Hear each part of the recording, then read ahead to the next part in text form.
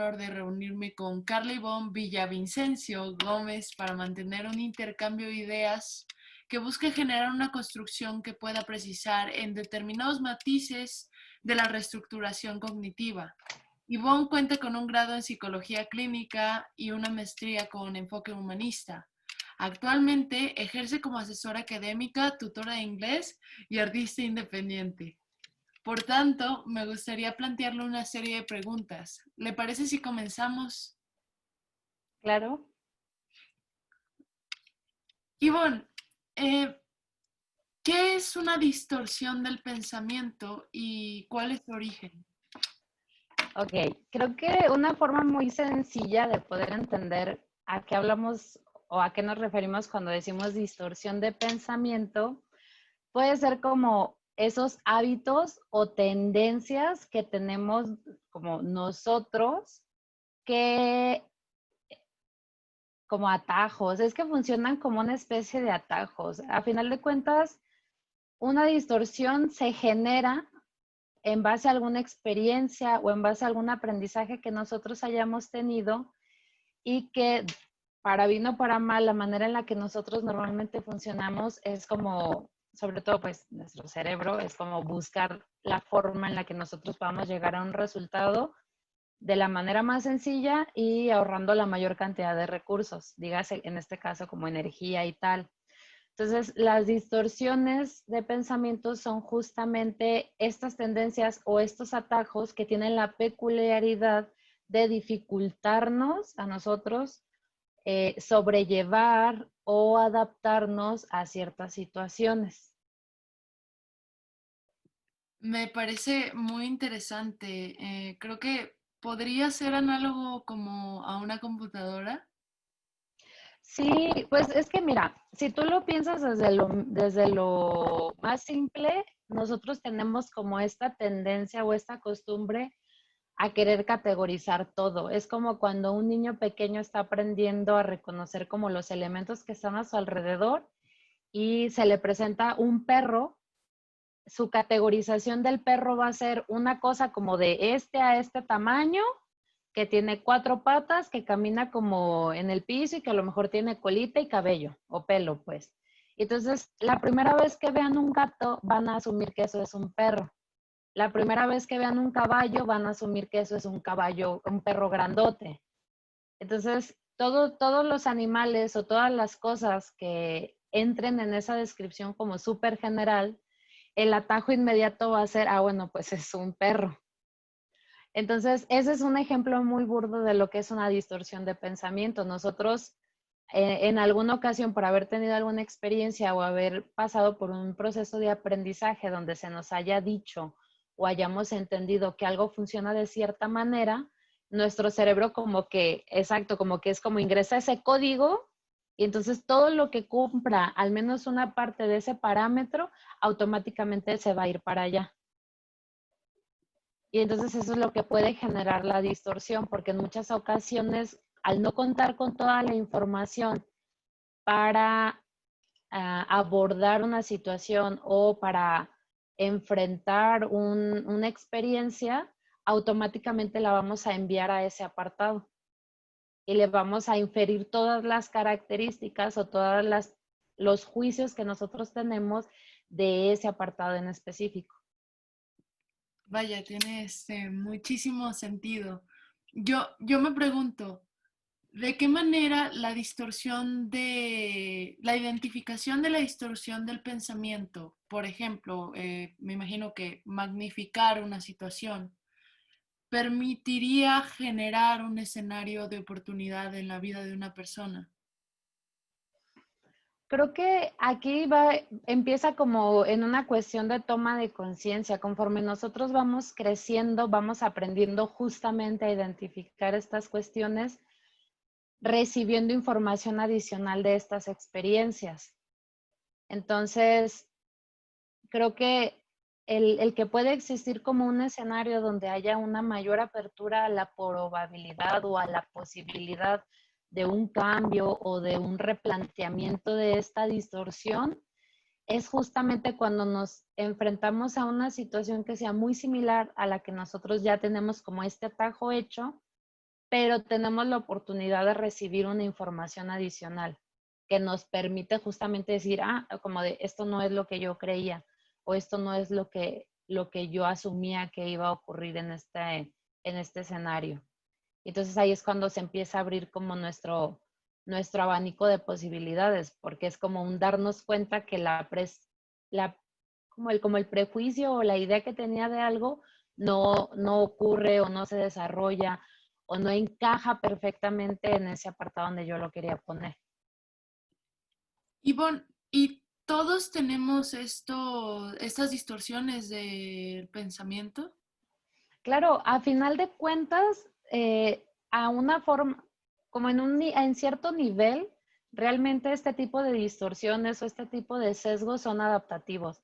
Lo que permite de alguna forma es que nosotros podamos reaccionar de una manera más inmediata a cualquier situación que nos pueda poner en riesgo, porque a final de cuentas, todos los mecanismos automáticos que tenemos a nivel conciencia, la intención que tienen es como preservar la integridad de la persona. Entonces, de alguna forma, sí, todos contamos con ellos. Obviamente, aquí la diferencia o la situación viene a ponerse crítica cuando a lo mejor esa distorsión te impide, como te decía, como enfrentar una situación o te impide adaptarte a una situación. Entonces, ese es como el detalle. Pero sí, o sea, todos contamos con ellas de diferentes formas y las vamos trabajando también de diferente manera conforme vamos creciendo. Wow, me parece como muy interesante y creo que justamente es como el que no se convierta en un limitante para la toma de nuestras decisiones. Ujú, Eh, Me imagino que pues a nivel terapéutico, al tenerlos pues prácticamente todas las personas, hay bastantes casos, ¿no? Y casos pues muy claros donde sí es un limitante. ujú. Eh, ¿Cuáles serían las técnicas de reestructuración cognitiva con el mayor nivel de aplicación?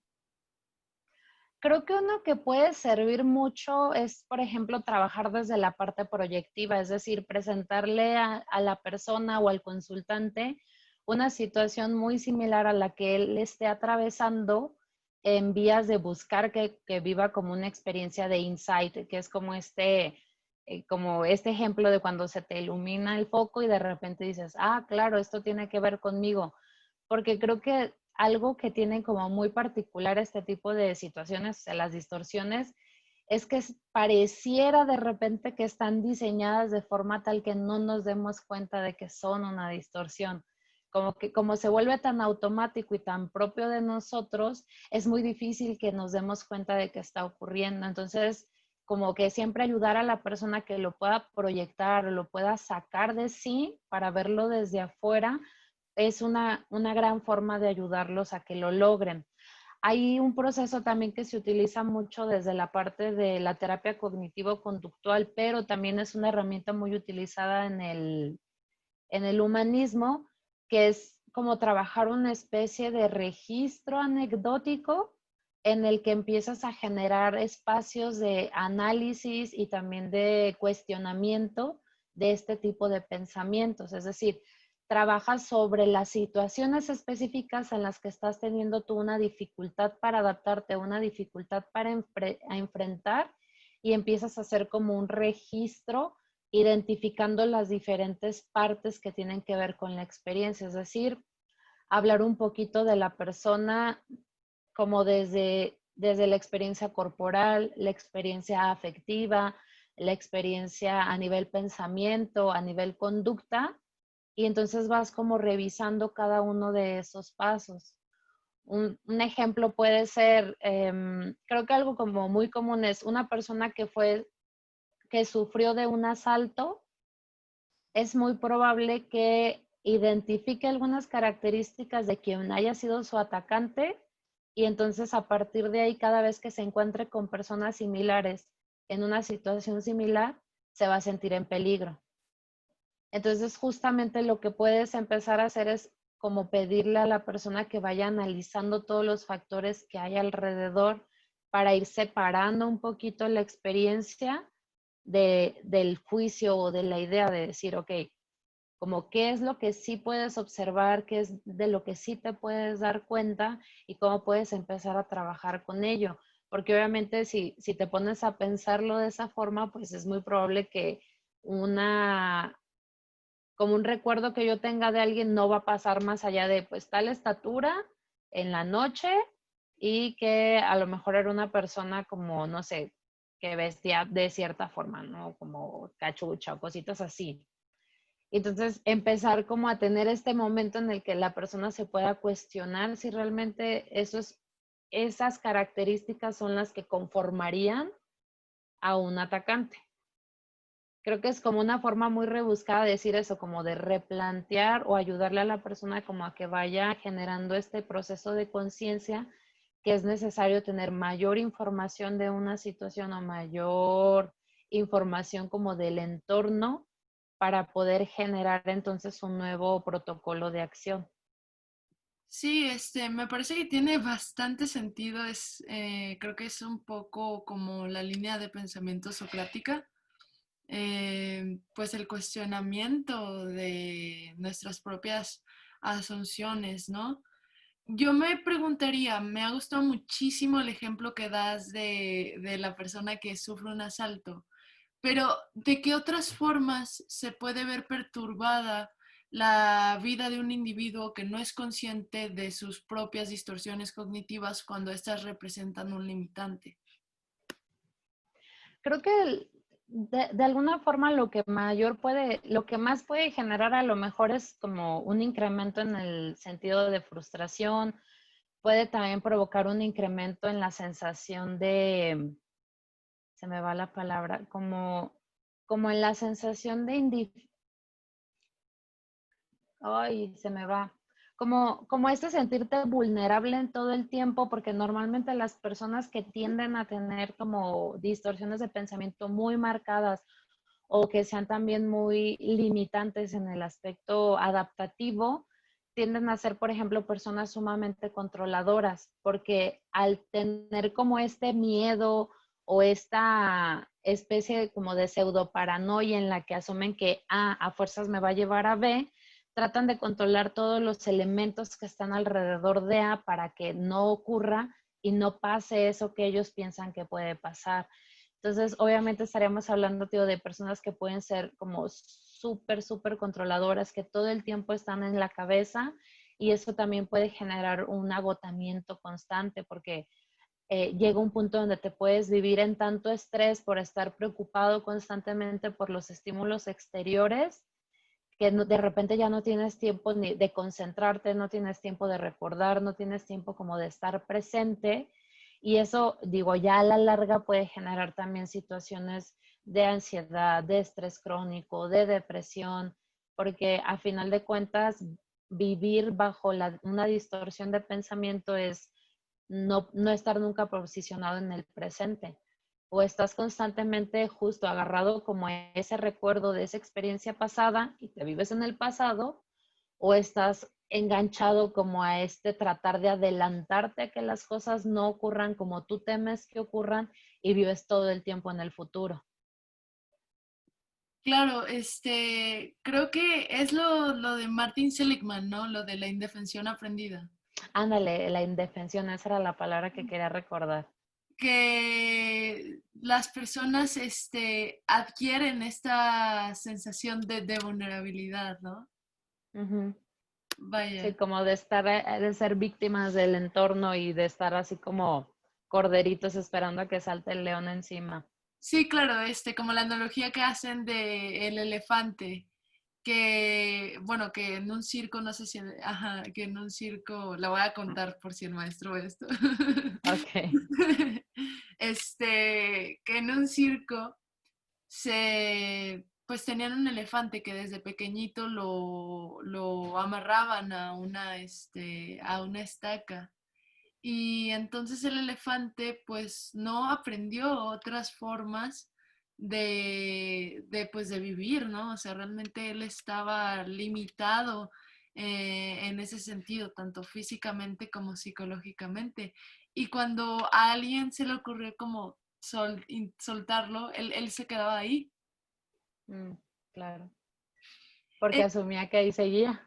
claro, me llama mucho la atención porque pues justamente creo que eso puede llegar a pasar en una situación como la que se está viviendo actualmente, ¿no? Que es la pandemia del COVID-19. ¿Qué importancia tendría la reestructuración cognitiva en una crisis social? Creo que justamente, aparte de importancia, creo que se vuelve como un proceso meramente adaptativo. Como te decía, a final de cuentas, todos tenemos estos sesgos, todos tenemos estas distorsiones y lo que buscan de manera sana, si lo trabajamos desde esa forma, es justamente que tú te adaptes. Creo que este tipo de situaciones lo que nos pueden ayudar es como a fortalecer esta capacidad o esa elasticidad o esa flexibilidad, como lo quieran nombrar, de ir moviendo los parámetros que tenemos, de ir como modificando un poquito estos procesos, estos atajos, porque a final de cuentas nos hacen enfrentarnos a cosas que realmente desconocemos. Entonces, justamente de este tipo de situaciones es que se van a empezar a generar nuevos sesgos, se van a empezar a generar nuevas distorsiones. Entonces, se vuelve como muy crítico justamente poder tener la capacidad de analizar y de cuestionar las ideas que nosotros empecemos a tomar como individuos, como sociedad o como grupos frente a este tipo de situaciones, porque es muy probable que a partir de esta experiencia nosotros estemos ya ahorita generando un nuevo atajo para cuando nos volvamos a enfrentar a una situación similar. Y entonces puede ocurrir que a partir de aquí podamos tener como esta situación de empezar a crecer, de empezar a darnos cuenta que podemos generar nuevos sistemas de adaptación. Sí, bueno, te quería comentar, justamente hoy estaba viendo un video al respecto de cómo es que pues actualmente mucha gente aclama el ser objetivos, ¿no? Y que al final no existe tal objetividad, sino que se trata de ser conscientes de nuestros propios limitantes para poder reducir el impacto que tienen estos, ¿no? Porque finalmente si es un proceso adaptativo y se están generando nuevos sesgos cognitivos, habrá de los cuales no somos conscientes Claro. y no tenemos el control de tomar las decisiones de manera objetiva, ¿no? Pero creo que sí es muy importante y me encanta la forma en la que lo has expresado hoy, el estar en ese constante pues reto para uno mismo de ir conociendo cuáles son nuestros limitantes y generar nuevas oportunidades. Sí, es que creo que se puede volver hasta una especie de hábito porque, digamos, justamente dentro de la terapia humanista, hay un ejercicio como muy básico que puede ser utilizado como en cualquier circunstancia que se llama rueda de la conciencia, que es como ponerte o detenerte un instante a analizar como los elementos que forman parte de tu experiencia.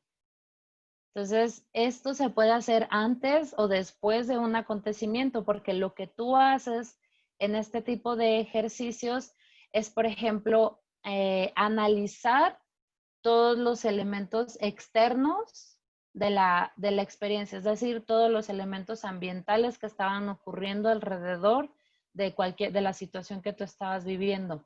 Si nos vamos como en este ejemplo, podemos hablar como justamente de todos los elementos externos que se están viviendo actualmente en cuanto a la parte de cuidados, en cuanto a la parte a lo mejor sí de alerta, de tener que estar revisando como ciertos signos o cosas así, pero también te exige justamente como empezar a hacer un análisis vas como por partes, haz de cuenta que lo primero es pensar en eso, como cuáles fueron los detonantes de esta experiencia que estoy experimentando yo. Una vez que identificas los detonantes, es empezar a identificar qué respuestas a nivel corporal empiezas a tener. Después, ya que logras identificar estas, y esto es algo que normalmente se hace por escrito, ya que identificas cuáles fueron tus respuestas corporales, empiezas a analizar qué interpretación le das a esa respuesta. Es decir, si tú dices, es que sabes que cada vez que escucho que alguien habla de esto, me siento un hueco en el estómago. Y ok, ¿cómo interpretas esto? ¿Qué significado le das? ¿Qué crees que es lo que te está queriendo decir tu cuerpo cuando tiene esta reacción? Porque entonces una vez que tú eres capaz de entender justamente la interpretación que tú le das a toda esta experiencia, es que puedes empezar a pensar en conductas. Y ahí es donde entra la posibilidad o es donde se abre la ventana de posibilidad de acción. Wow, estoy totalmente sorprendida. Finalmente, pues me despido, pero no sin antes agradecerte, pues que me compartas tu expertise. Realmente tienes mi admiración profunda y bueno, por supuesto también agradecer a todo aquel que se encuentre viendo este video. Ah, muchas gracias a ti también. Creo que aplaudo mucho que se den o que hayan personas que se den el tiempo y el espacio para preocuparse por este tipo de temas. Vaya, muchísimas gracias.